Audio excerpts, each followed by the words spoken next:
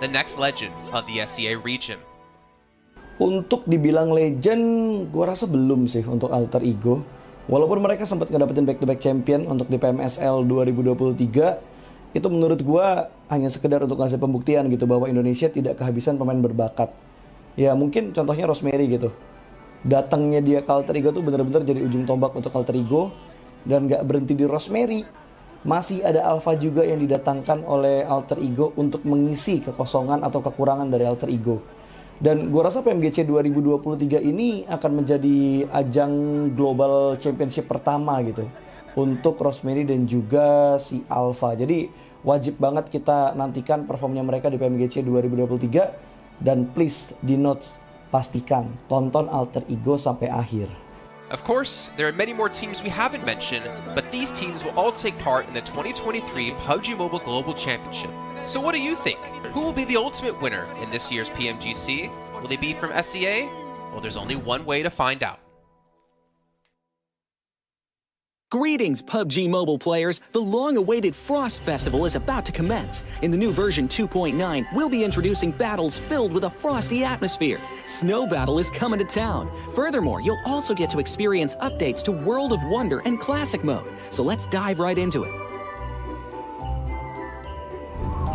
In the Frost Festival, we'll be bringing you a series of snow-themed content, including a new Snowy Village-themed area, fun interactions with snow pals, and snow-themed items for more gaming fun and excitement. When miraculous December comes, the Frosty world will undergo some magical changes. Stay tuned for updates. Don't miss out.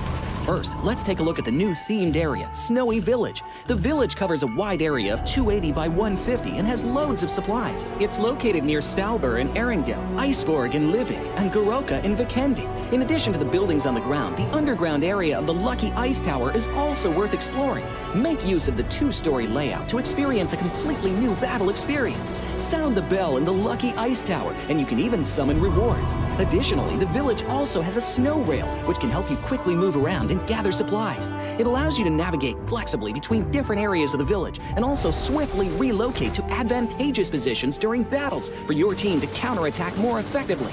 Of course, you should always remain vigilant to avoid becoming the target of an ambush. What's more, the village also features a special two-seat vehicle, the Reindeer. It's also a great choice for transportation as it allows you to swiftly move all over the map. For intense battles, we've also prepared festive and practical battle equipment for you, the Snowball Blaster and Snowboard. The Snowball Blaster can be used in many ways and has loads of functionality. When you aim it at the ground or a building, it can create a snow pile cover for you. When used on enemies, you can temporarily transform them into lively snow pals to restrict their movement. When facing bodies of water, you can use the Snowball Blaster to freeze the surface so that you can walk on it. It's definitely a practical yet entertaining weapon. After transforming into a lively snow pal, you will be unable to use firearms to do battle. You'll only be able to rely on basic actions such as walking, running, jumping, and swimming to evade enemy pursuit.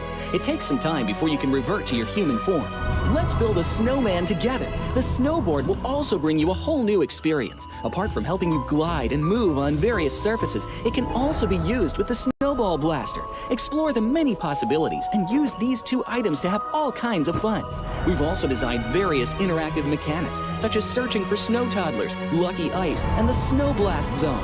When you encounter a lucky snowman on the map, don't be in a rush to leave. There are 4 lost little snowmen hidden near the lucky snowman. Search for the 4 hidden snow toddlers and bring them back to the large snowman. You'll then receive a token of gratitude. There are lots of lucky ice scattered across the map. Shatter the ice to get the supplies inside. Try using a melee weapon to break the ice more easily. Furthermore, you'll find that snow has engulfed some red zones on the map, and the falling snow will bring about many interesting effects. Players within a snow blast zone will be transformed into a lively snow pal if they're hit by the snow. If the snow lands on the ground, a snow pile cover will be created. In this World of Wonder update, we'll be introducing a brand new transformation skill gameplay and a catch me hide and seek gameplay for you to enjoy the transformation skills to the fullest. Of course, you can also use this skill to create more interesting creations. We've also added a Snowy Village map template to celebrate the Frost Festival with creators. Additionally, we've also made some updates and improvements to gameplay devices, game parameter settings, and the editor. For more details, please follow the official PUBG Mobile community.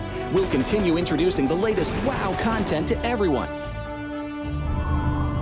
As for Classic Mode, we've also made some improvements to vehicles, firearms, creation mode, emotes, settings, and more. First, we've enhanced the designated marksman rifles. Some DMRs can be equipped with the full auto mod to fire in full auto.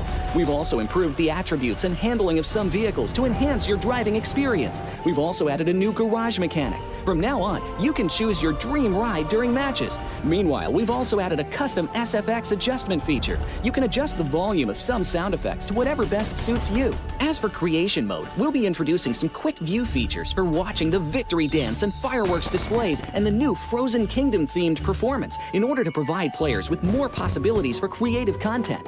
Furthermore, we've expanded the emote backpack. Now you can equip more emotes before entering the battleground. That's a wrap for the main content in this new version. In addition, new content will be added to the popularity battle event, Metro Royale, and season rewards. For more details, follow our official PUBG mobile community. Snow Battle is coming to town. Winner, winner, chicken dinner. In 2020, while the eyes of most PUBG Mobile viewers were focused on Southeast Asia as well as other regions, there was one region in particular that went under the radar, the 2020 EMEA League. Numerous teams from different regions were fighting for a spot in the 2020 PMGC. Among them, the teams from the EU region were the most dazzling. Kanina Power, which had previously won 3rd place in the 2020 PMWL West League, managed to break through and eventually won 6th place in the 2020 PMGC. Fastilj Athletics from Turkey also successfully took 8th place. For the entire EU region, this was a great start, and in the future, the EU region would grow into an even stronger region. The EU region seems to have endless potential. They always have a number of astonishingly talented newcomers. In the 2021 PMWI, in addition to the veteran team Kanina Power taking 2nd place, the newly reorganized team in 2021, Next Ria, Xenox in the smokes, the solo by themselves, surprisingly won 3rd place. 启动仪式。仪式举办地在博尔塔拉蒙古自治州，它是亚欧大陆上盛开的友谊之花。上周，出发团来到了贵州。Kanina Power taking 2nd place, an incredible performance coming through from them to get that 2nd place. But not only that, you had the reorganized team for Next Ria in 2021. Won PMPL Turkey, they came 1st in their region, and then were invited on the back of that West to take 3rd place. 我是梁田，今年35岁，要有恋爱那个状态才更完美。嗨，我是夏梦萍，今年30岁，人生短短3万年，我想把我这张体验卡用好。我这女孩气质太飒了，审视。Among them, teams like SUG and Next Ria finished 4th and 6th respectively. This was a massive achievement. The efforts of the EU region are constantly bearing fruit. Now they just needed an opportunity. 2021 yılında Dünya Şampiyonası istediğimiz gibi başlamıştı. Çünkü West aşamasında 3 takımımızı birden ilk 6'ya sokmayı başardık ve büyük finallere 3 takımımızı göndermiştik. S2G 4. olarak buraya katılmak kazanmıştı ve kadrosunda Rixemon, Kimber, Perse, Silas gibi isimler vardı. Büyük finallerde ne yapacağını çok fazla kestiremiyorduk temsilcilerimizin çünkü dünyadaki takımların iyi performansları söz konusu. Büyük finallerde temsilcimiz S2G 4. olmayı başardı. Nexia 6. olmayı başardı. Maalesef Fenerbahçe ilk 8'in dışarısında kalmıştı. Ama bu takımın ileride çok iyi şeyler vaat ettiği konusunda herkes hemfikirdi. Next, let's go directly to the 2022 PMGC. At a time when everyone was focusing on whether Nova could win 3 consecutive championships, a team that was not originally a favorite to win was about to become the focus on the stage.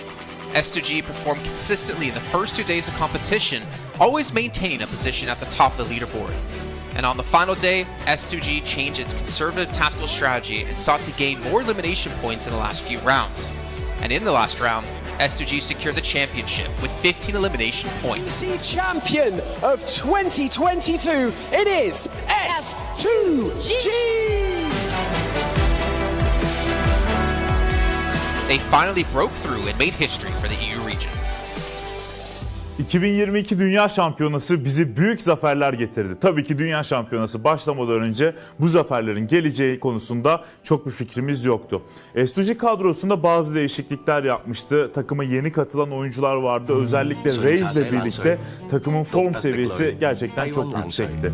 2022 Dünya Şampiyonası finallerine 2 takım göndermeyi başarmıştık. Bir tanesi S2G, bir tanesi Fireflux. Maalesef 2 takımımızın kaderleri birazcık farklı oldu. İlk günden 不知道大家有没有遇到过这种情况？很多人常常升料带拧水龙头的时候，拧到底以后总是歪的。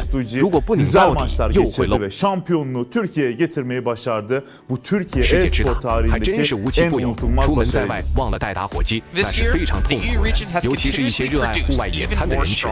那么这个视频就教会了大家解决方法。先拽出维修师傅打死都不说的小妙招：手机声音小是因为灰尘堵住了喇叭口，只需找一块口香糖，嚼过后用力按压到喇叭口上。 have been performing better and better this year and successfully qualified for the 2023 PMGC.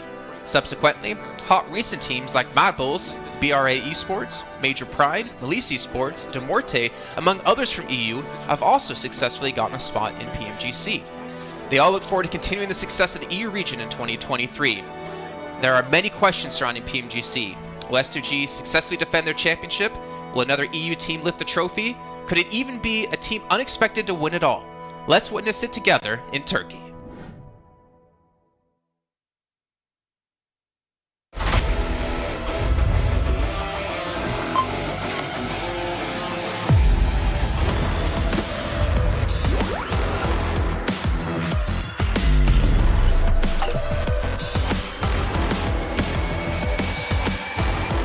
I'm Gold Investigator. Join the Investigator team and let's protect the game's fairness together. 2023 Popularity Annual Gala event tutorial. Hey there, welcome to the 2023 Popularity Annual Gala. We've introduced a brand new competition and upgraded rewards. You will have to go through 10 rounds of 1v1 matches and compete to become the first ever PUBG Mobile Popularity Annual Gala champion. So let's get right to it. New competition, ladder competition. The Popularity Annual Gala event will be utilizing a new ladder promotion system. Players' initial ladder grade will be determined by their battle points at the end of the first round. Ladders are divided into 6 grades: Triple S, Double S, S, A, B, and C, with Triple S being the highest. Ladder promotion rules. Players are ranked based on the popularity they gain during the battle period. For rounds 1 to 9, the ladder results are settled at the end of every round's battle. Apart from ladder grade C, each ladder has 100 spots, with the top 20 promoted, the middle 60 retained, and the bottom 20 demoted. If you're trying to move up the ranks, be sure to stay within your ladder's retained threshold or higher before each round is settled. Additionally, ladder grades can only be promoted or demoted by 1 grade at a time, so your performance in the assignment round is crucial. Be sure not to miss it. Final showdown. Based on the rankings from the previous 9 rounds, round 10 will be the decisive showdown to determine the final rank and ladder grade placement, including the champion of the 2023 Popularity Annual Gala. Who will emerge as the ultimate winner? New exclusive rewards. At the end of round 10, rewards will be issued based on the player's ladder grade and final rank. For outstanding players, they will receive exclusive rewards that can showcase their supreme honor both in and outside the game. In-game rewards include the Honor Title, Honor Name Tag, and Honor Avatar Frame, which are sure to make you stand out. Moreover, there are also physical trophies, interviews, custom-made popularity gifts, official social media promotion, game exposure, and other exclusive honorable rewards. Gain global renown both in and outside the game. What are you waiting for? Participate in the 2023 Popularity Annual Gala now.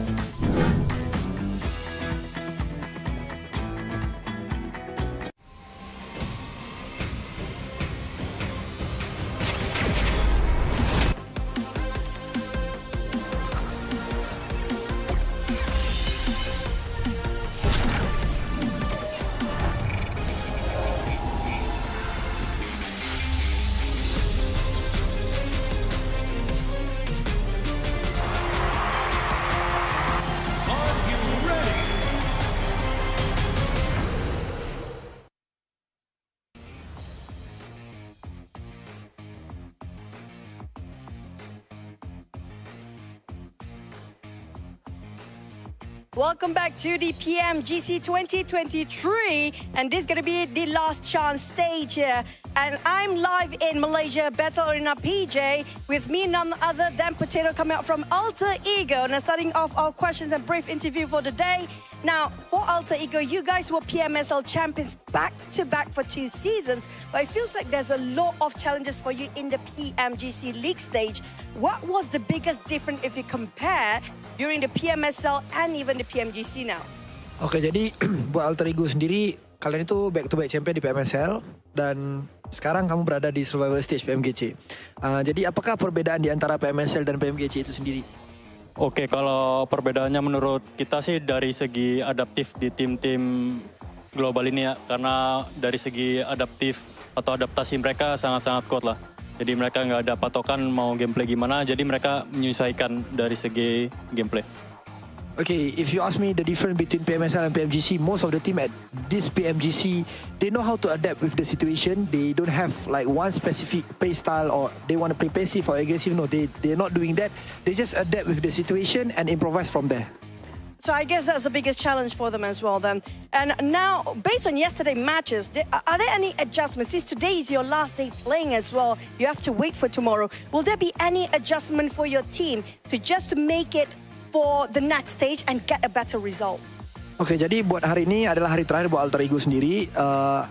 Apakah menurut kamu sendiri ada sesuatu lah yang kamu ngerasa bisa nggak kamu lolos ke survival stage nanti gitu? Apa yang kamu harus lakuin buat kamu lolos ke survival stage? Apa yang harus kita lakuin sih pastinya lebih ke mematangkan kesalahan kemarin ya. Jadi kita belajar banyak dari kesalahan kemarin. Kita benar-benar adjust lah untuk hari ini karena hari ini kita terakhir bermain dan grup green besok masih grup red dan yellow masih bermain. Okay, so for me from Alter Ego, we want to do our best. We already touch up our mistake. We already learned from the past, and yes, of course, today group green and versus red, but then red is gonna play in tomorrow. So I think we're gonna perform really well so that group red is not gonna qualify easily to the last chance. Now I'm gonna touch that for a bit more. Since you mentioned about your mistakes yesterday, and it's so hard to actually identify your mistake in a very short time, can you state out some of the mistakes that's quite major for your team? Ya, kamu ngomong-ngomong, kamu ada ngomong tentang permasalahan yang terjadi lah, mistake-mistake yang terjadi. Bisa nggak kamu cerita sedikit aja, apa salah satu contoh mistake-mistake yang terjadi di kemarin hari? Mistake yang kemarin terjadi sih kita belum expect sama keisengan Semnan ya. Jadi benar-benar dari semua map kita benar-benar deket sama dia dan lumayan mengganggu gameplay kita lah. So the things that I don't expect is the playstyle from Sem9 that we learned back then is because of our drop spot in every map is quite near with Sem9, and yeah, we don't expect these things gonna happen, and yes, they give us so much trouble. I mean, that's the unexpected to be happening on the global stage, definitely now. You mentioned about Sem9. Are they one of your greatest threat when it comes to this stage, or will there be somebody else so far? Kamu ngomong Sem9 nih, kamu mention Sem9. Apakah Sem9 itu salah satu tim yang kamu ngerasa PR terbesar kamu ataupun ada tim-tim yang lain? Enggak sih.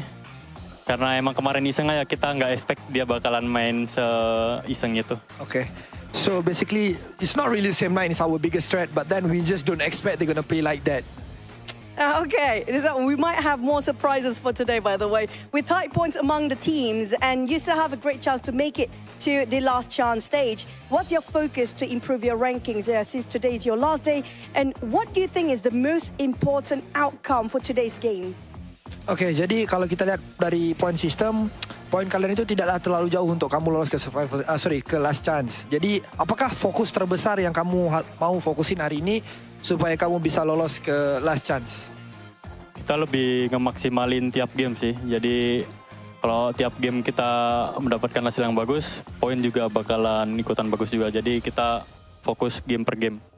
Okay, so basically we're gonna focus on each game. We're gonna focus on our first game first. It's because of I believe if we focus on each game, the point will come afterward. So we're just gonna do our best in every single map so that we're gonna maximize our point. I agree. It's one step at a time, one thing at a time as well. But we're done here on Stage Live. We're going to toss it back to the casters. Good luck, all the best for all the teams out there competing, especially when it comes to Green Group. Today will be the last day performing, and the next day they have to just wait it out. We're just going to toss it back to the casters. Casters, take it away.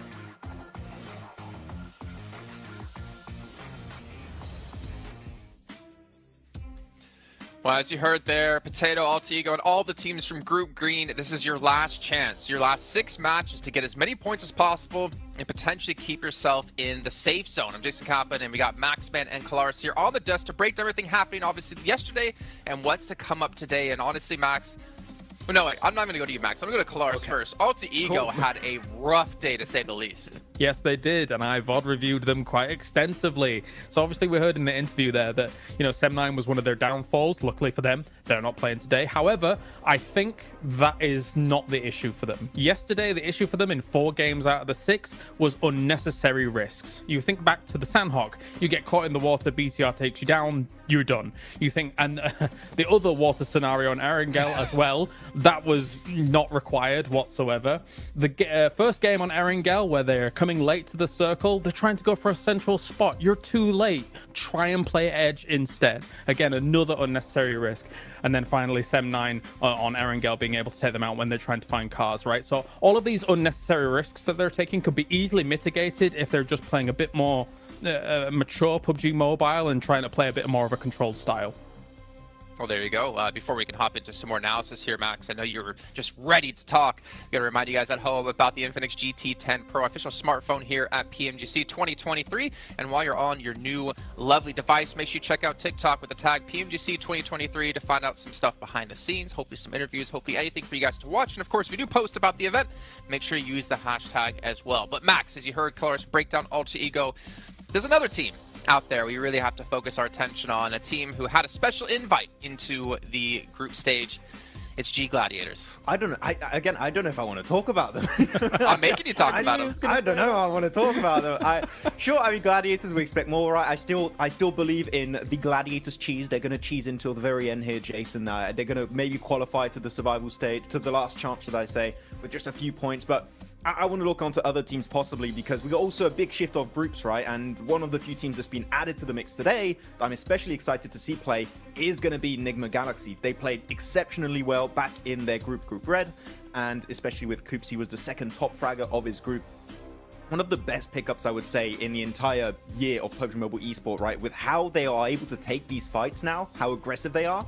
I'm especially interested to see how they're going to fight for their spot in Pachinki on Erangel against, I believe it's Deep Xavier, how that really unfolds. But Nigma Galaxy has to be one of the teams that everyone is looking at to qualify for the grand finals, so they're a very big favorite for me here going in these matches. I'm hyped for them. I'm also hyped for Duxan as well, because South Korea, let's go. Here we are. Oh. They're awesome. They're awesome. And I mean, to be fair, they had a great start to their group initially, and they kind of fell off slowly as time went on. But I've said it multiple times, as South Korea constantly gets more and more days, more games on the board, they're great at assimilating information. All of their teams, all of the teams that qualify for PMGC. So I'm hoping for Duxan to prove big here again today. That was great analysis about Gladiators, by the way. I was going to say, well, that's great stuff to talk about, obviously, Nigma Galaxy and Duxan. But, Max, I really want to hammer home about Gladiators here. My attention actually are over towards potentially Inco Gaming, because obviously they've seen their brethren teams of Alpha 7, of Loops, of Influence Rage perform pretty well. I'm curious to see if they can rise up and be another Brazilian strong power team. But also, and Hyper, because the roster they ended up fielding in Group Red wasn't the roster they ended up fielding in Americas, or the team they ended up fielding in North America, MPL. I mean, to be fair, GFan on the roster was surprised to see them do so well in the group, considering GFan's kind of been out of the team for a while now. But they have, I guess, a lot of pressure coming their way from North America in general, considering they're our only representative. And I don't know. It's going to be tough, man. That's all I can say. I know that Zifan is watching a lot of, doing a lot of viewer parties, watching a lot of the different regions. So I think that might have helped out, actually, because he knows kind of what to expect in these matches against all these different teams, how they're going to rotate, and how these matches are going to be unfolding. So maybe that has been helping them out quite a bit. But it can't help you against the domination of Brazil right now, because Influence Rage are just running away with it. And As you said already, talking about Inco, Jason, they have already played at this stage. Nenebich in particular, one of my favorite players of the region that I would like to see them potentially climb up. But that would be too many Brazilian teams almost in the grand finals. There can't be all of them. That's not possible. Or could it? I don't know. Yeah, we'll see. Obviously, still a lot to come up down the way. But we can see a comparison here of Mad Bulls up against Enigma Galaxy. And Mad Bulls obviously struggling when it came to placement points, able to put up a ton of eliminations and obviously double chicken dinners as well. We could see just obviously the performance when it came to group stage quite different when it came to eliminations.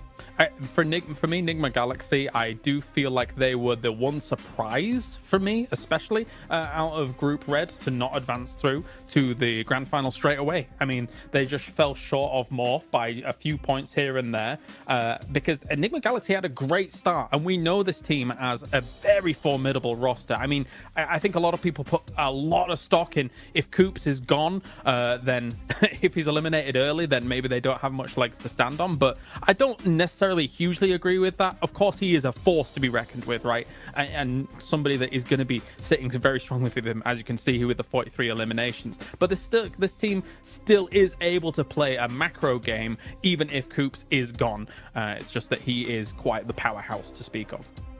I mean, thinking back to PMWI, Max, we did see Coops kind of be similar to Nomi, similar to Matic. He was kind of off by himself, but also the funny thing was he was the tip of the spear, it seemed, in most parts. He would be like the first one to cross the roads to get position for his team, but he'd be so confident and so successful to be able to do that it allowed Enigma Galaxy to kind of adapt their style quite a bit to how Coops can perform to his best. If you're Enigma Galaxy, you don't need an IGL. You just need to, Coops is engaged, we just follow Coops.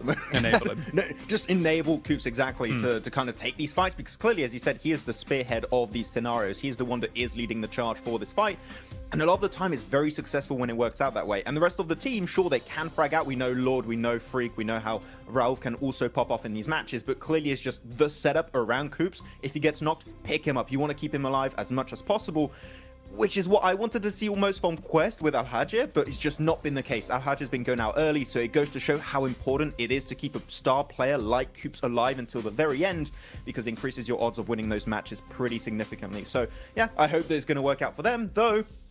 If you're looking also on this graphic, Radio Seal, currently Reject, we had some great moments, right, Kalaris, in the group stage, but they've been a little bit invisible currently at the start of this tournament. There's still a bit of time for them to come back and hopefully qualify for the last chance, but Reject have not had the start I was expecting, and that might be also off the back of that long break between Group Green and now this point of the tournament. Honestly, I have a bit of a grim outlook for Group Green, in my opinion. We'll also take a look at some of the highlights, because, I mean, you've got 6 of their teams not able to make it happen yesterday, right? I think Alter Ego was the top out of those 6 teams with 22 points, and that's kind of why I focused on them a little bit in my VOD review from day to day, because I do feel like Alter Ego is the one that can try and get out of that rut that Group Green has put themselves in yesterday, because it is their last chance today. So much so that I do believe that Alter Ego will make some big changes coming in today. Like, for example, I think that they're going to go north on Sandhawk because N-Hyper goes down towards Camp Charlie, which was a backup drop since they moved away from that northwest island, for example. So we'll see if that actually pans out here today. But yeah, I think they've got a tall mountain to climb as Group Green today, for the most part. I will say this, I'm 100% in agreement with you, Claris, but one thing we can't forget about is that the difference between 16th place and 8th place is 15 points. Now, obviously, if you're Melissa in the situation, that's over doubling your points, but it's not that big of a gap at the moment, so it's really going to come down to those potential 1, 2, 3 points. That means whether you're into the last chance or your unfortunately PMGC run will be done. So it's still extremely close, but yeah, it is kind of eye-opening, Max, as we look at Group Green just struggling down towards the bottom of the leaderboard. Yeah, actually, I got a few numbers right now. Group Yellow, on average, have 40.5 points. Group Green have 26.3. So there's a pretty significant disparity between the teams that are between these two groups. It is going to be a bit rough. There's room for them to, of course, catch up here, but as we know, for the survival stage, it's only 2 days. The team of Group Green only have 6 matches remaining to have an impact on the leaderboards. And after, I think, Kalaris in esports, this is always the worst scenario to be in. You just got to stay and watch and just hope that the other teams around you don't perform well, which is the most insane situation to be in because you just cannot have the impact you're hoping for anymore. No, for sure. It's a terrifying prospect to actually kind of stare down. For Rejects, of course, I think that obviously right now they got themselves 17 points yesterday. Compare that to the group stage that they had, which was 188 points in total. For me, I don't know if 2 days is enough for Rejects and rotating lobbies for them to gain traction, because Rejects' performances came in the latter stages of their group as a whole, compared to some of the earlier days and the early results. That said, as well, there's some uncharacteristic numbers that came out from yesterday. Procedure, for example, only 10 eliminations across 6 games. This is a team that can get that in one game, no problem, considering what we saw from them in the group stage. So my eyes are also on them, aside from Alter Ego, because I just think that they're capable of more. 100%. I completely agree, and unfortunately just not seen out of them and the Twins. But you know what, obviously rotating groups, I think for me, as you kind of mentioned, right, like we have rotating groups, it kind of doesn't favor some of the teams. But for me, PMGC is always about finding the best all-around team, because there's so many different kind of mini tournaments within tournaments, right? You have your group stage where you play out the same teams over the course of 3-4 days. Then you have this event where you have rotating groups, so you have to be adaptive. Then you get to the grand finals where it's going to be a sprint, or I guess the last stage coming up in just 2 days, where it's really a sprint, right? With just 2 days of play.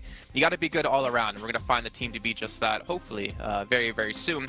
But one team I did want to focus on, just really quickly, because I want to throw this out there in case it happens. Influence Rage.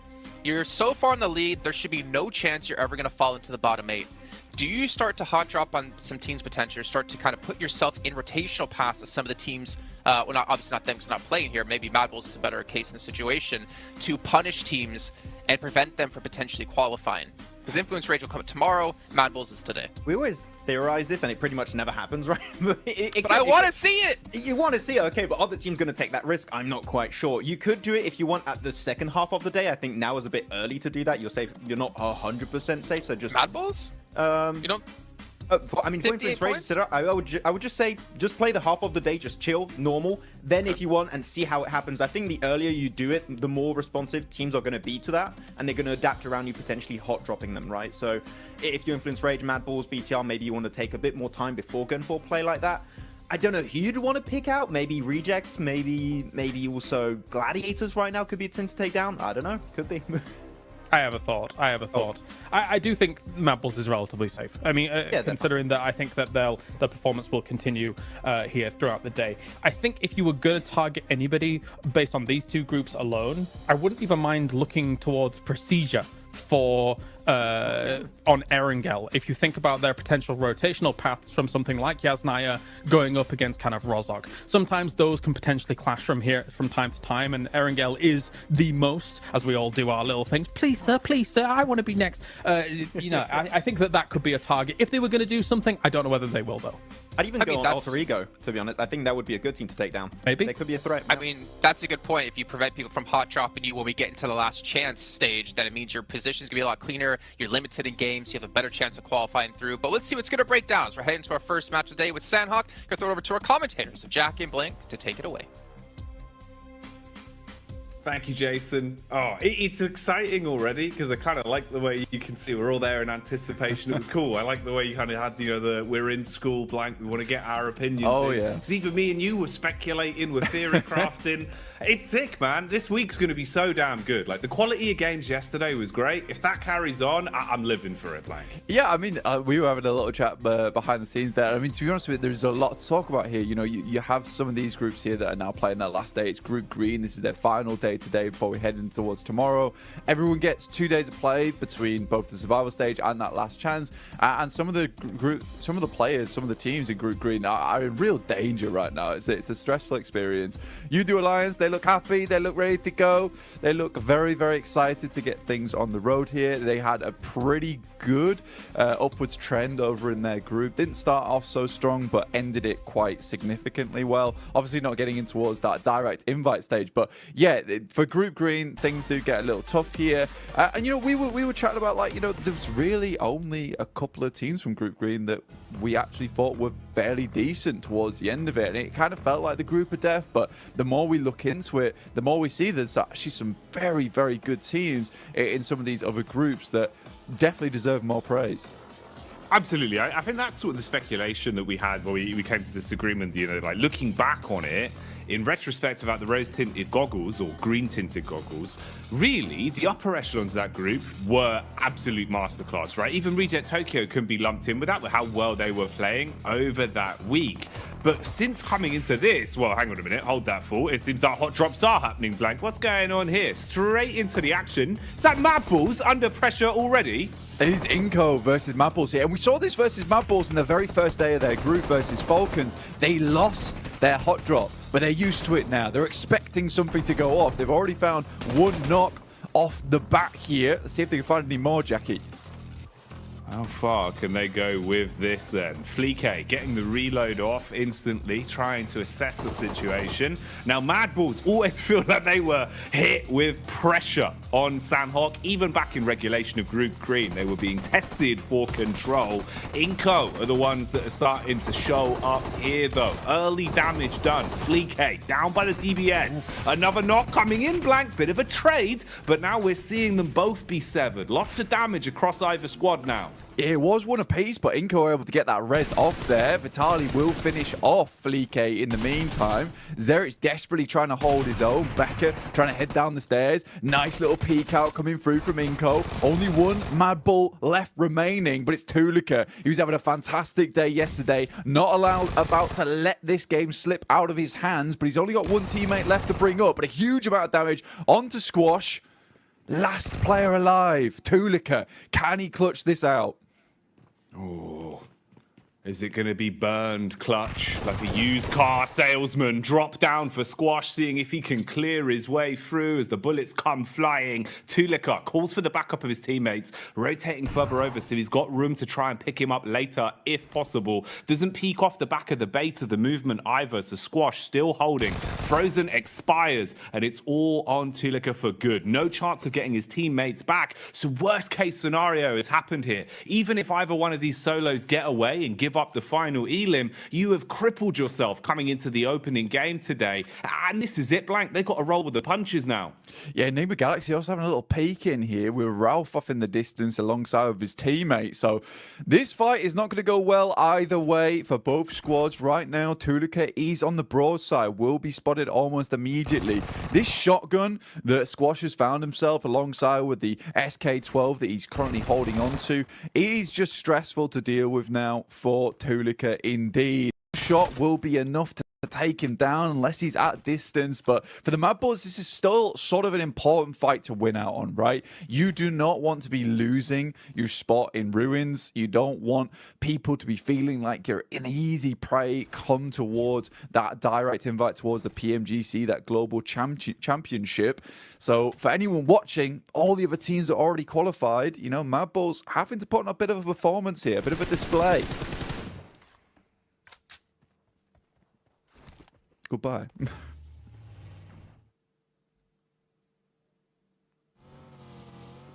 And with that, Tulika will move onwards. Ralph takes out the final player there from Inco. Difficult stuff ahead now for Tulika himself. Be moving forward here, Jackie. Oh man, that is a rough way to start this off, Blank. You know, we're coming into it thinking that we have time to speculate, give a bit of a lay of the land, if you will, for our viewers at home. We got Jason's favourite, just what he ordered, you know, fresh from the oven there, the hot drop specialty. Mad Balls just walking away with just the one man as well. The worst case scenario, really, Blank. And then a third party to steal that last elim. Ooh, wrap that up in a neat little package. If that isn't a little taster of the sort of shenanigans we're going to be seeing today, then I don't know what would be. You know, maybe like a beef stroganoff. Yeah, I mean, for some of these teams, some of these squads, right, it was kind of interesting because we were sort of speculating, is Mad Balls going to want to hot drop? In the end, they have to, but it's Inco who does engage that. And I think for Inco, maybe not the greatest thing to happen. I mean, we were talking about how, you know, here on Sanhok, you do want to try and get as many points as possible, squeeze out as much as possible from this map, because you're only going to see one of it anyway. You don't want to go heavy on these games. Tixie all by his lonesome here. No one else to help him. He's got a DBS versus the three-man squad here of Quest. easy, straight around the corner. Easy two-pump, double barrel action. Straight into the face of Kitsune as well. Causes him to go bounding around like a very aggressive bunny rabbit. And he's put the foot down, Blank. At least hits onto a one. The sprint out as well. Basically just offering themselves up as sacrifice there. Those are some freebies for Gladiators. You get the response in as well for the situation. Get everyone back on their feet. You're going to be happy with that. Yeah, you're going to be really, really pleased with the fact that Tixie's able to hold his own on this compound. It is typically where Tixie does play as well, over towards this eastern side, able for the rest of the team to get over towards him as well. And I think that that is nice. That's a nice regroup coming through from Gladiators. A lot of times they've been fairly slow on that approach. If one player is all on his lonesome, backup doesn't come half as quick enough a lot of times. So for Tixie, he is thanking his teammates, clapping them on the back there. That is a very, very pleasing result for Gladiators. Not so much for Quest, currently on 13 points. It's not really looking too good for this team, even after the absolute mad plays we saw from Al Haji yesterday.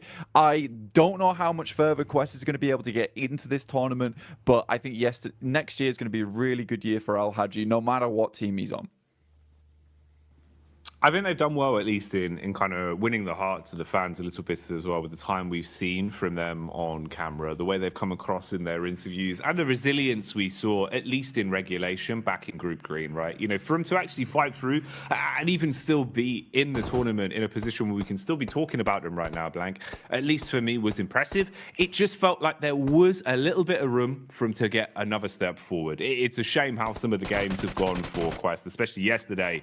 It was rough. It was raw. Misery back on screens here, though. Evos instantly aggressing, looking to try and build themselves a few points on this one. Misery got the early knock off with the UMP. Redface and Co now moving in to clear out the upper compound as well, and flushing their way through anyone that dares to peek into them. Yeah, it's a nice little fight there from Pasija Evos versus N-Hyper, leaving them down to one player now. And I think for Pasija Evos, this is very well set up. Yesterday didn't look too great for Pasija Evos. I mean, they were doing extremely well over in our group stage, but kind of fell off just a little bit there towards our first day of play for Group Green. 21 points, though. It's not terrible. It's not ideal either, but it's good enough. Pasija Evos, it is just Misery now coming up against some of the players here from NASA.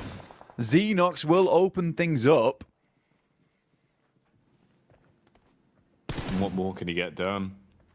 Bullets down range early on. It's good high ground, good position to be in. They've got a great understanding of where exactly they could be potentially fought from. Bit of a move on the go here as well, as we see the rotation from off the back of their cleanup. Now finding a bit of a safer compound to play in, but they've been startled, detected from across the road. We're lying in wait. It's Melise of all squads. Hit and miss yesterday, Blank. Honestly, to be fair with you, mate, I feel like we saw a truer test of them, at least in Group Green. You know, from what we saw yesterday, it felt like they were struggling a little bit. Even CEO later, there were times where it felt like this guy was a bit of a one-man army. I don't feel like he was as quick to the mark yesterday. I'm hoping, obviously, with a day of rest, you've come back in a little bit more fresh face today. Would like to see some improvements from them today.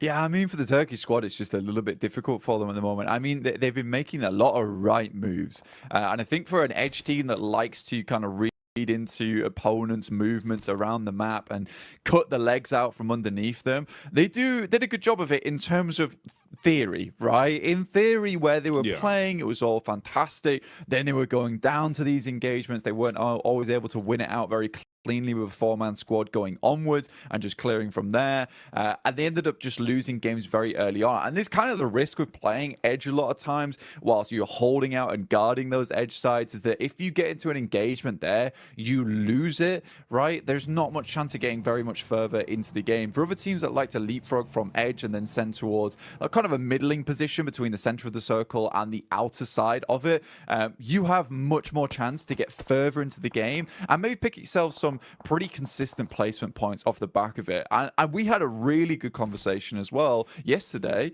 or even this morning, actually. Bloody hell. Mixing up my time zones. It's all going so quickly right now.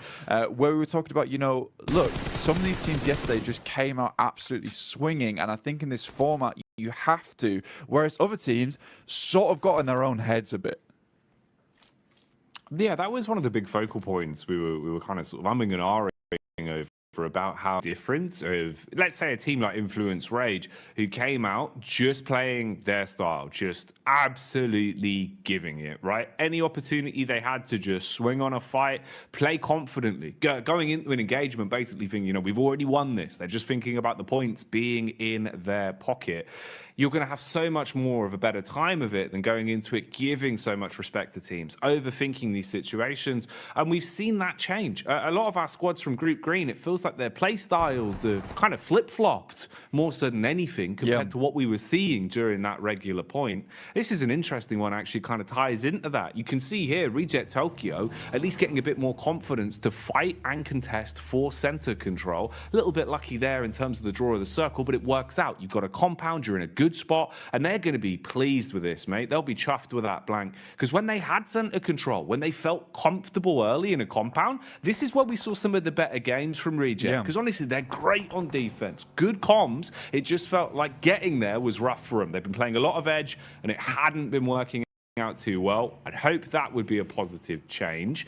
Bit of a fight potentially developing here as well. You've got the push up the hill. Focus is drawn from NASA towards the backside, but a few bullets whizzing on by. Room for a bit of a scrap here. Yeah, I think for Enigma Galaxy as well as Nasa, this is a case where potentially Enigma Galaxy will just think about just swinging wide of this, potentially trying to get in underneath towards Painan. I think Enigma Galaxy is a team that is very well known for some of their more smart rotations. A little bit of a scout there from Ralph. He's in very much danger now of taking a knock. Luckily, the vehicle is going at a strong 90 miles per hour. Alter Ego zooming in towards where Reject is playing. Already Octa gets taken down here. They try and take control of one edge, but Reject has penned them in, locks them into one location. Now the nades can start to come through. There's a lot of damage off the back there. In the meantime, Duxan does take down Ralph. We talked about him earlier being very, very low. Pins pulled on the nades for Alter Ego, looking to see if maybe there's a way they can defend themselves with these bad boys. Problem is they've already taken so much damage. Reject Tokyo setting themselves up. They're trying to reset in terms of the defense and readjust what positions they're playing from so they can support each other a little bit easier. There is nades in play as well. Reject Tokyo normally very good on lining up those double nades. That could be something to come back towards. For now, we'll see what's happening up on the hillside as well. There's been a bit of commotion here. Teams have been making their presence known, and that high ground control is going to be worth its weight in gold the longer this one goes on. So pressure being applied there. Rotation coming in as got Alliance on the move as they start to make their way over. Drop in the smoke so they've actually got some cover to work with. And you'd need it because Melisse are close by and they're eagle-eyed, Blank. They've got eyes like a hawk. Yeah, for Yudu, this is probably one of the toughest rotates currently happening on around the map, where they're sort of locked in between DX as well as Melisse Esports, and DX has a fantastic control of his high ground. Something we saw a lot from them yesterday is identifying some very strong positions on the map, but also being really good at holding them down. Not necessarily always in compounds, just in certain areas of the map where they have that high ground control. They can play around a little hard cover and go from there. Circle moves very hard towards that north side. Now, that is a little bit of grace given towards MB Esports. They can use that to their advantage. Yudu Alliance, they take a knock in Flax, and a quick heal goes over towards Fatar there. So very, very immediate response from Yudu Alliance, but I don't think it's going to be enough here. I think they're just caught on with the worst end of the stick out of the lobby. Probably the only team that's going to suffer in the next minute or so, I would say.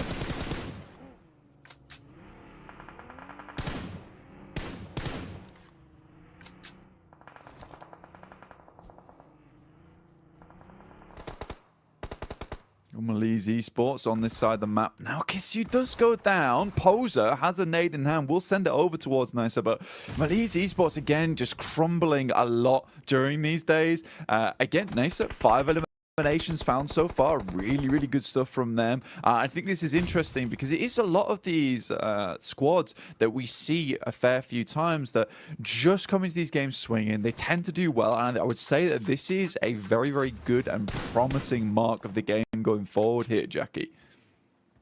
I'd agree with you, man. It feels like, actually, we're getting into a bit of a groove now, a bit of a stride for some of our teams. A lot more aggression displayed early game as well here with the culmination of the two groups we have in today's lobby for survival stage.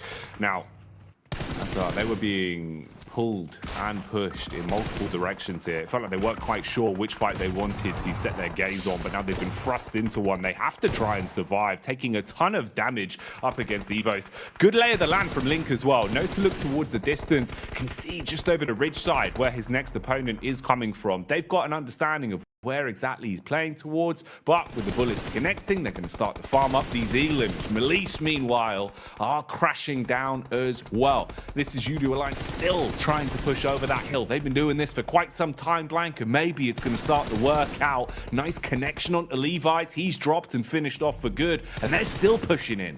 Yeah, Cluck's doing a really good job here. I actually like the thought process we saw from Judo Alliance. Unfortunately for them, DX follow them down on that south side, which is a really cool play from DX. You don't a lot of times see teams chasing on this situation. In the meantime, Reject desperately trying to hold on towards their central compound. They left it, they moved towards that north side, but they did face off versus FaZe. But they're currently still in a strong position. Gladiators, for them, this game is very, very important. They already started things off really well with a 4 limmer. It would be absolutely strange and weird circumstance that we see Gladiators get the majority of their points done on Sandhawk. As we know, they are horrid at this map. This is a map that they do not find a lot of success on, but already they're up to 7 eliminations. With 4 players alive, this is starting to be a really good run for them.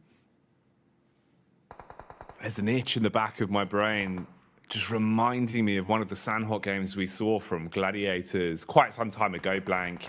And I just remember it starting off in the same kind of way.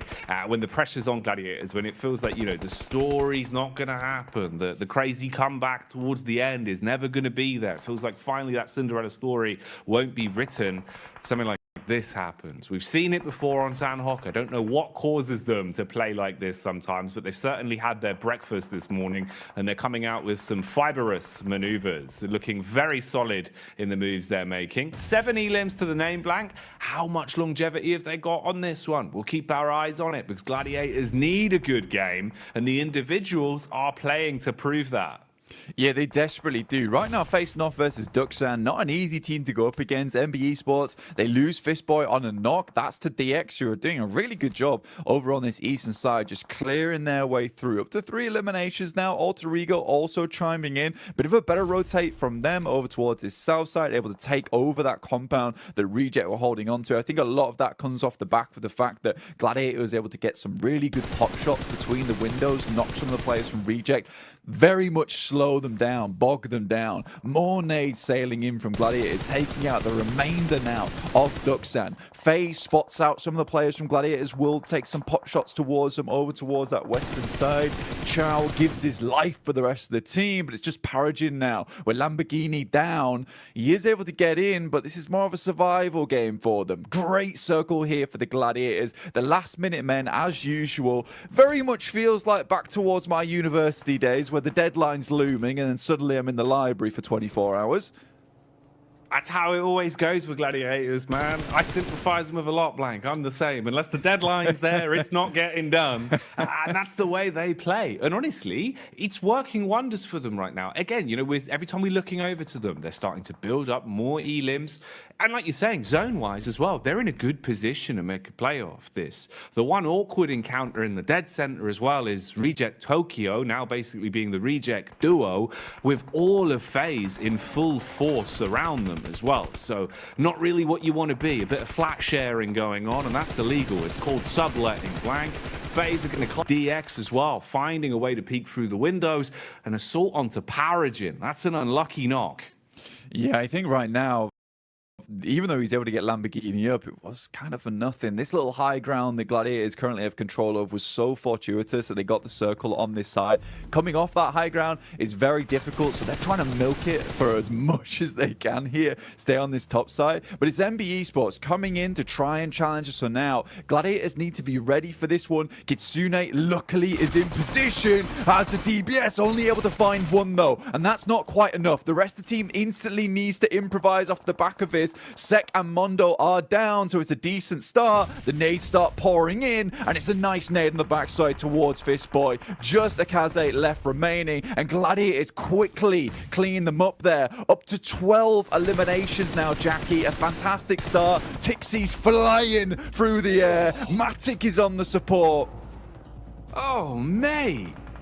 This is perfection put together so precisely from Gladiators right now. That was beautiful. The nade work to defend after the crash was on point, and then straight back into hungering for more healing. On the connection on the aim skill as well, and we get left with our final 4. A scrappy one at that as well, Blank. Alter Ego still alive. They were able to find what remained of Mad Bulls and shut them down, but they've now had the same done to them. Peek out from Sarah Biceps, and with a right hook, he's wiped them off the face of the battleground. 3 squads remain.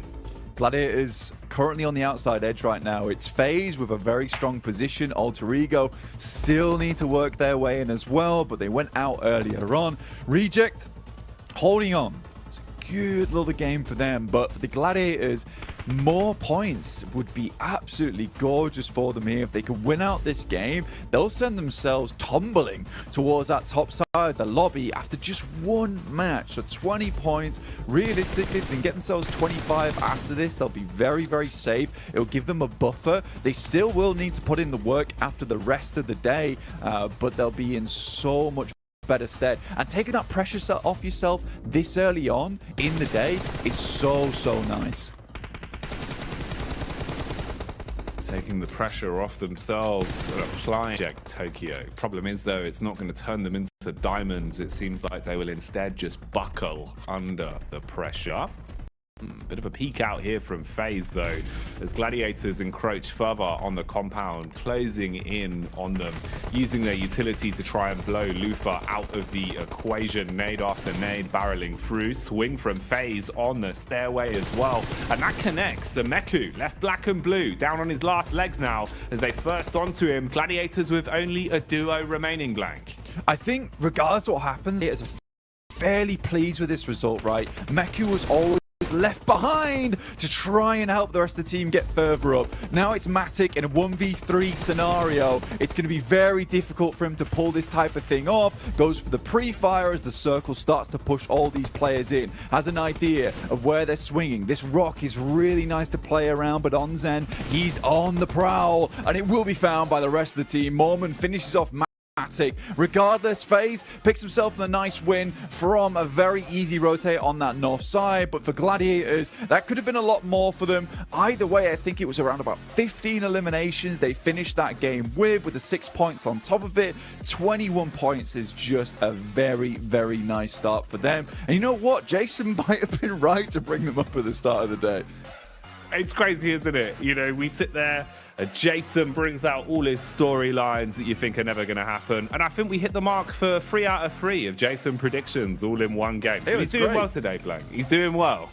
Oh, look at the dance. He's happy. He's pleased with that one. I mean, starting off the day with a win here for Mela is really, really nice for him. He's got his hot water bottle in hand as well, mate. Oh, yes. Taking the heat to the next level. This is why FaZe are winning. No, they're bringing the heat in. They're warm. Exactly, Blank. That's madness. They got the moves inside and outside of the battleground, and they got the chicken dinner to boot as well. Can't turn your nose up at that one, but I think we do have to give a little bit of eyesight over towards Gladiators, looking at the stats in terms of what they got up to on that one as well. Yeah. That's a big game from them, right? They're actually fragging as well, Blank, which I think makes the world of difference in the sense of confidence. It's what we were talking about way back at the start of the game.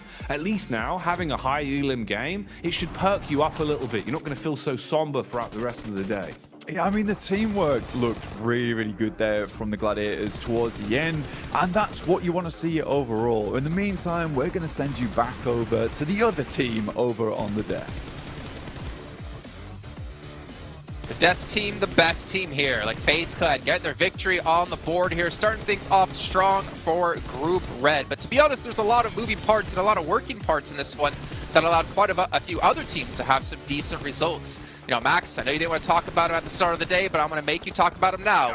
It's G Gladiators. Okay, you know what? They got himself some give you that much, Jason. I think Kalaris was talking about that. The eliminations kind of got fed to them in weird ways, especially that fight versus Quest. Alter Ego changing their drop location to the Eastern Island, and Mad Bulls fighting Inko, which means that their rotation path here, Jason, is completely free. Even if you rotate late, you can make it through Trifecta, you can get access to Bootcamp Hill, and off the back of that, they can just start blasting at so many other teams like Duxan, Alter Ego, and get 15 eliminations on the board. They needed those points here because they were in a tough spot before here, and they already doubled their points. They had 20 points before this match, and now extra 21. That is massive for Gladiators. That might be exactly what they need to get themselves in more of a safer position, considering this is their last day of play overall. But another team we have to dive into here is Reject in particular, because the position they had, we were watching a little bit of a disagreement between you and Max in terms of what Reject decided to do as his own tried to center up on FaZe. So I think that they were trying to make the game-winning play, right? Like with some of their moves. They start in Trifecta, they had a 2-2, and they go to the compound, which in our region we see always as a focus point for some of these circles mid-Sandhog. They realized Alter Ego's coming in behind them. They made a ridiculous blitz through. It was risky, but they actually got a lot of points from it. 8 points in total. That's by the by. Rejects here from this point on tries to leave this compound and go north towards FaZe. I think they already took one elimination off of FaZe, so they knew that they were weakened or in a weakened state, but it was very slow, very unsuccessful trying to breach the position of FaZe here. So I like that Rejects was trying a winning move, but it materialized. At least they got high up in this game, I suppose. Yeah, I think that the situation they were in with Alter Ego playing the Road Trifecta compound is you want to work with Alter Ego and stay in that compound for as long as possible to gatekeep other potential threats later on down the line. If you stay there with Alter Ego, you eliminate Nigma Galaxy, Deke Xavier, Duxan. You can also maybe eliminate some players of Gladiators as they get pushed down Bootcamp Hill, and off the back of that, you can transition through the rocks, maybe make over to FaZe. I think that was the better approach, but to be honest, the moment Deke Xavier died, right, Kalaris, they could play those rocks and survive super fine to the match. So it ended up working out, but I think there was maybe another option available. But that's the cool thing. There's so many ways to play it that you don't know which one might be the best at the end. I mean, yeah, I get what you're saying, like a symbiotic relationship in that compound for a little while. The thing I look at it is that they got third in this game, and would they have probably have got third if they'd have stayed in that compound as well? Yeah, probably. Yeah. But would they have got first? Almost absolutely not. So I think that, you know, they were trying to go for it all, and obviously it didn't pan out. Yeah, and again, trying to make those plays that are really important for them, considering Reject coming into this one from Group Green. So they only have, well, now 5 matches left to go. They have to get as many points as possible. They have to make sure that to make the right decisions, though, as we did look at a drop as well between Mad Bulls and Inko.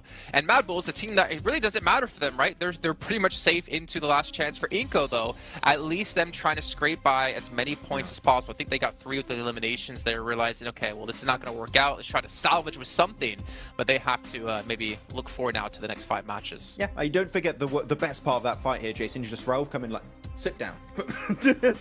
just get rid of them right away. That was a good bit. That was a good bit right there. But yeah, it's a hot drop. It is normally Inko that would have to change that drop because Mad Bulls, as you touched upon, Kalaris, during that game, are already so comfortable. It is currently their fight to win currently in that position. If they win it, they clear it for the last chance. And Inko, they're just going to be maybe completely out of that position from the get-go. So yeah, Inko, cool. It's fair enough. There's only 1 of these maps per day. But you might want to try and think of avoiding those as much as possible because it can really impact your results over only 2 days worth of play. That is such a small amount of time that these hot drops can really impact your position. Yeah, it would be even especially more huge if there was more than 1 Sandhawk per day, right? But there's very little interest in giving up your position when you've done as well as you did like yesterday as Mad Bulls. One thing I do want to mention really quickly, because you said it while we were watching the game, and I kind of really liked the idea of it. We did see Alter Ego change the drop location, as was mentioned already on the desk here. They went up towards Cow. But then when the zone started to shift away from Quarry, more centralized, and they were on the east side of Quarry, you were talking about what do they do here in this position. And Clarus, I wanted you to bring that up just really quickly. Yeah, again, they're just playing really risky PUBG Mobile. Like going for these wide rotates, going up against Quarry, which is a very difficult place to transition away from. They have to bomb it through to try and make something happen. If they'd have come in from the north, it might have just been an easier time. But yeah, they did all right. But it's, again, very risky PUBG Mobile here. Yeah. High risk, potentially high reward for Alter Ego, who desperately need every single point they possibly can in our final 5 matches. And it's time to head into our second match of the day, which is our first Erangel of the day with Jackie and Blake. Ooh, the first of the 3 Erangals. This is good. This is always my favorite PUBGM Blank, because it feels like we start to get the more nuanced games, right, where we can kind of expect the more unexpected. But this lobby's already looking kind of wild, so we'll see what we get, Blank. We'll see what we get. We're in for some treats. Yeah, I think that the guys on the desk touch on a really important point here, is that for some of these teams, you know, specifically what Kalaris was talking about really interested me, in the sense that, you know, Reject, they go for the game-winning play at the end of the day. And I think you have to do that now. You really do have to go for these sort of things, because honestly, for Group Green, we know that this is their last day of play to get in towards that survival stage, not be in the bottom 8. And again, because you are the group that's playing the first 2 days in a row, you don't play the last day, you don't really know what marker you're aiming for, right? You don't know where that bullseye lies, because no one is on that 16th position where it's just fixed, and you can think to yourself, we only need to get this amount of points to get in. So you have to push it to the max every single game, and I think that some teams are realizing, I would say too late at this point in time in Group Green, that they have to go for these game-winning moves. That had to come through yesterday. It absolutely had to come through yesterday. I think Mad Bulls took their fate into their own hands very quickly, as did Influence Rage, who have more than secured their position over towards the last chance phase. At this point, I think they have 77 points, something ridiculous at this point in time. So I think for some of these teams, maybe it's coming through too late. You need a little bit of luck today. You need to really hit your shots. You need to be making strong rotations, and maybe, just maybe, able to bump those points up just enough. I think for Quest, that instant elimination at the start of the day there on Sandhawk versus a team that most people regard as not the greatest Sandhawk team, will really knock their confidence in a big way. We know Quest made it in by the skin of their teeth, literally 1 point in Group Green to get towards that survival stage. I don't know if that sort of playstyle is going to cut it here, where a lot of teams, we're starting to cut down past the teams that, you know, didn't get past the first group stage. They're now in the survival stage now, where we have a lot of really, really strong teams. They won't just sit down and die like Tiamba did.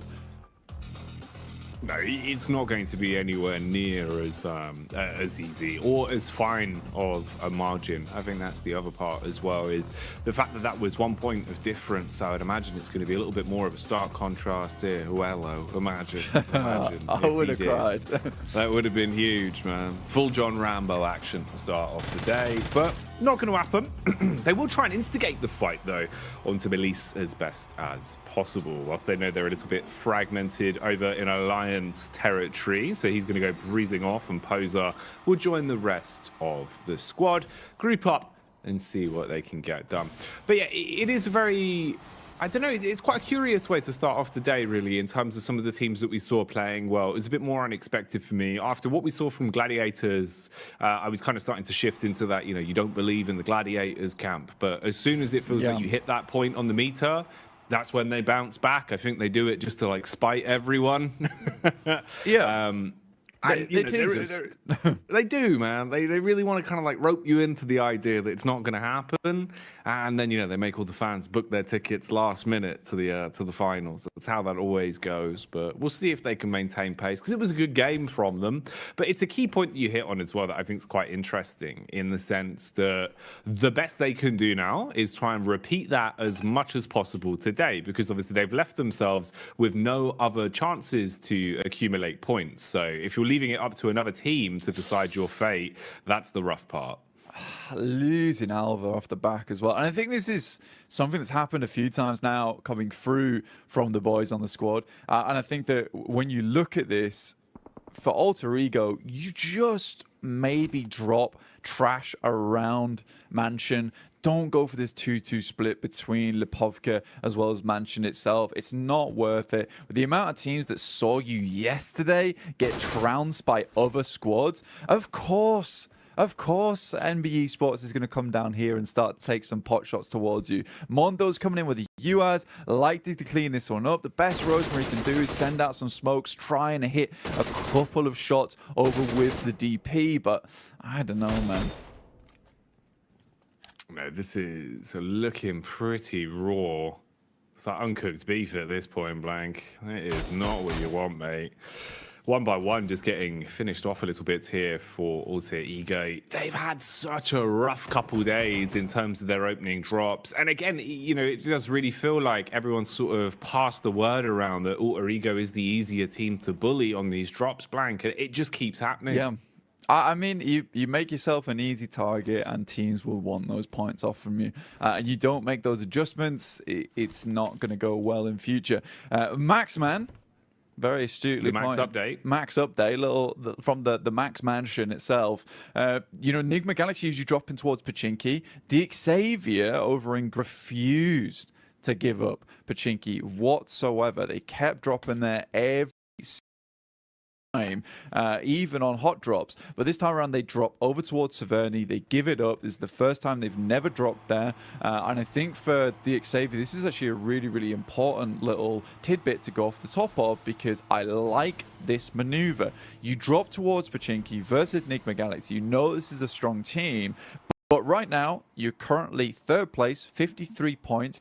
Consistency, it can be afforded now. So a Severny drop for Xavier when it's open, completely reasonable, I would say, to go for this team. They know they can get further into the map. They know that they're strong holding in that mid game and then trying to take out teams towards that late game as well, with a little bit of sweeping from the high grounds.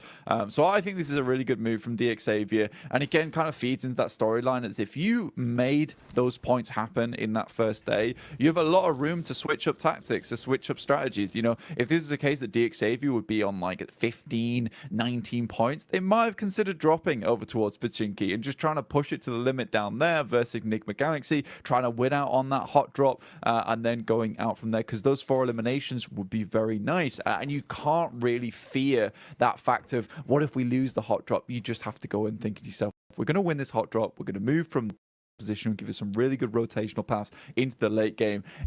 Everyone else in this lobby is just going to get trounced by us. You just have to think that you're a much larger team than you actually are. Yeah, you've got to embody the stature, right? Make it, you know, look like it's hard for you to fit through doorways, that kind of stuff. Build the confidence up by making yourself feel bigger than you are. And that was what they did. I mean, even back in Group Green, right? It was kind of them versus Bra, was just like the battle of Pachinki every single time, Blank. And DX were willing to fight those down to the bitter end, you know, limping away with one player left if they needed to, or even conceding basically an entire run on one of our games of Erangel just to guarantee that drop. So I like the fact that they've at least moved away from that here and kind of thought, all right, we really did risk it, you know, back then. Now it's a little bit of a different kettle of fish. Let's not go for those sort of plays. So good to see the improvement there and the adjustment as well, to be willing to even give up your normal confident drop. Man, drop is a word that is synonymous with Alter Ego at the minute, though, as every time we look towards the Elim feed, it feels like it's Rosemary that's just taking bullets from miles away. It's so unfortunate for AE for the way these games have been going. But again, here, they're just exposed. You've got a line of sight. MBE just keep putting the pressure on them, Blank. Yeah, I think for Alter Ego at this point in time, it's just not looking good, right? And I think we said this multiple times at this point. There had to be a change coming today. Kalaris gave some really good points, some very risky rotations. I think this one in particular was a risky drop as well. I think you can go for risky drops where they provide you a bit more of an idea of actually getting further into the game. But when you're dropping over towards Mansion and then split dropping in Lipovka as well, and you know that Procedure dropped towards Yasna, MBE Sports drop around this location as well, you're sort of playing with fire at that point in time. You know, there is just an opportunity to, look, give up on the scouting early on. We have a very good read on where most of these teams move in from, just from watching a lot of the other games that have happened throughout the group stage. Let's just go for a 4-man push over towards Lipovka. We'll split out. We'll try and sweep up towards the top side of Kameshki and move down from there. There's a lot of good little pit stops along the way on that side of the map. So for Alter Ego, again, a risky drop, which I don't think was particularly necessary here. Xavier, kind of expected from them. Move up towards northern side, take the high ground, control, and play off the back of that one. So I like this from DXavier indeed. Mad Bulls also find themselves on the northern side of Yasnaya. Very nice little quick rotate from them, and a very hard shift over towards the eastern side, encompassing a lot of water in this one as well. So if teams want to get their feet wet, they certainly can if they want to live out this game a little bit longer. But for most teams, it's going to be either trying to sweep on this northern side or trying to hold towards some of these compounds on the edge. It's kind of a difficult position to play in. Some teams will be afforded some great spots early on if they were able to get here quick enough, but some teams on this outer edge will be to find themselves a home. Yeah, man, this is one that's setting up to potentially be a bit of a community swimming pool circle if it keeps up like this. About 40% water at the minute, so landmass really going to be important to lay claim to early. Try and set yourself up as quick as physically possible and don't leave it up to another squad to already claim all of the compounds. The mass migrations are coming through. You can see everyone starting to make their rotate down towards the zone, trying to get there as quick as physically possible. Bit of contact on some of the players that are playing slightly more defensive as well inside of the compounds, just listening out for where everyone's heading. Mad Bulls stopping for a quick pit adjustment. Meanwhile, we've got the pull-up from Alliance down towards the compound of Rejects, and that nade was tasty, Blank. That was a free-pointer straight onto the head of OCO. Yeah, certainly painful. In the meantime, Inco is getting picked up by Enigma Galaxy. That's on the south side right now. Both teams were rotating in, so some pretty decent shots, I assume, were being made from inside the vehicle itself. Very much a turret going through right now from Enigma Galaxy, all in one vehicle. Slightly dangerous, but it's worked out for them so far, with Inco taking one knock and a flush off the back of that. In the meantime, Malise Esports situate themselves all the way over towards Lipovka, try and keep themselves as safe as possible. Alter Ego regroup on the coastal side towards the east with 3 players, but surrounded by an N-Hyper as well as the Mad Bulls, who have picked up what I think is one of my favorite positions within the circus, a really nice ridge side that you can play from over on this eastern edge, and keeps you very clear. You do have to worry about some of the teams on the east. See right now, Enigma Galaxy just cannot find anywhere to stay. And this is what I'm talking about. If you come out on the edge here, you are going to be driving around a lot. And it's even more terrifying the fact they're in one vehicle, which is exactly why they try and get into a second, but not before Coops is pulled out of it. And Freak will just have to leave off the back of that. Man, it's so unlucky. You see the heads-up play there, trying to dash the smoke can before the drop, so it blooms to at least give him some sort of cover. But unfortunately, Udo Alliance had such a good angle, such a good line of sight onto that position that they've basically just been gifted a freebie, and the situation there worsens even more for them. So you're still driving around looking for a parking spot in a never-ending garage, and there will never be a parking spot, Blank, because everyone is already set up with guns, using these parking spots as compounds to play in. Yeah, and they won't be leaving anytime soon, so you're not getting that middle space. I'm sorry about that. In the meantime, we do get a circle that moves down towards that south side, in which case Reject and Udo Alliance's compounds become very, very valuable indeed. So for Udo Alliance, currently they do have the strongest spot, which is up on high. Reject slightly safer in terms of the fact that they can just sort of sit in this compound for a while. You know that Udo Alliance, with them being in this compound, they're not likely to move anytime soon, so they don't want to expend too many grenades just sending them down over towards Reject. So Reject have this outpost, which is guarded by Udo Alliance. Eventually, they are likely going to have to fight against one another, but both teams in this sort of mutual agreement at the moment. Malise as well, hitting a nice shot across onto Freak and dropping the man. So the situation still just going from bad to worse, second after second, constantly taking damage and feeling uncomfortable, just playing out in the open, exposed to the elements at this point. Reject Tokyo firing off the warning shots. FaZe on the move as well. Round the side of the ridge, contact from inside of the building. Fan spitting bullets at him, seeing if he can keep the pressure on. Mormon going to dash back with a couple of smokes as well, at least provide some protection. Koi's got the range on it, trying to debate whether or not he wants to engage on this one. If he can hit the shots with such a substantial drop, battle back as well. FaZe constantly just taking damage from either side now. A lot of HP being licked off them as well. So this could start getting a bit rough for FaZe, Blank, if they can't find a way to calm this one down. Yeah, and Hyper has got so many angles on you. GK first over towards the shack right now. Fan taking shots from inside the building. FaZe have sort of set themselves up in a pretty horrid scenario right now for themselves. Hyper looking to potentially regroup, but again, GK first comes in with another clutch shot over towards Mela, in which case they might just send towards this. The blue is pushing them in, and an opening knock like that is absolutely gorgeous for them. First one's what you want. How many more are in store for them? Be a nice way to reality check FaZe straight away, man, off the back of their chicken dinner as well, if you could pull them down here. I don't know why GK keeps going for these shots, to be honest. So greedy.